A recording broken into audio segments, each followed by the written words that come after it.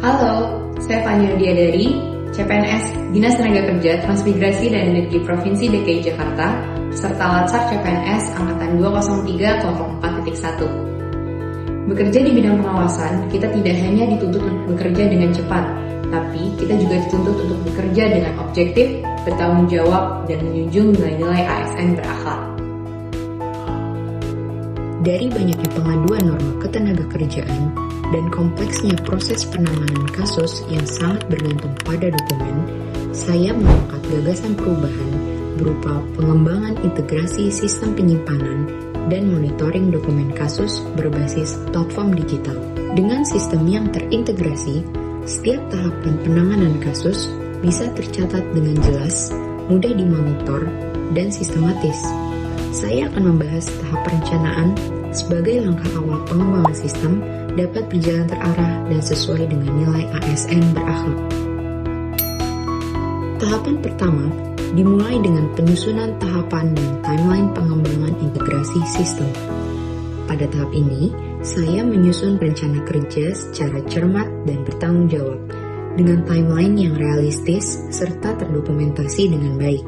Langkah ini mencerminkan sikap konsisten dan dapat dipercaya sebagai wujud penerapan nilai akuntabel dalam proses perencanaan.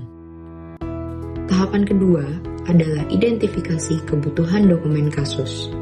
Melalui studi literatur dan juga dengan diskusi dengan para senior. Melalui proses ini, saya terus belajar dan menyerap pengalaman untuk memperkuat pemahaman teknis dalam pengelolaan dokumen kasus. Hal ini mencerminkan learning agility sebagai penerapan nilai kompeten agar kemampuan kerja dapat terus berkembang. Tahapan ketiga adalah penyusunan draft platform digital sistem penyimpanan dan monitoring dokumen kasus. Dalam tahap ini, saya mendorong adanya pengembangan dan penyesuaian sistem secara berkelanjutan sesuai dengan kebutuhan instansi.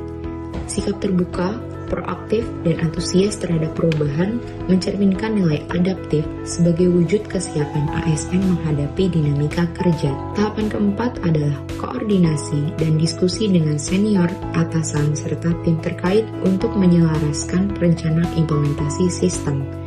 Dengan membuka ruang kontribusi dari berbagai pihak, tercipta kerjasama yang sinergis. Hal ini mencerminkan nilai kolaboratif karena keberhasilan sistem dapat dicapai melalui kerjasama tim.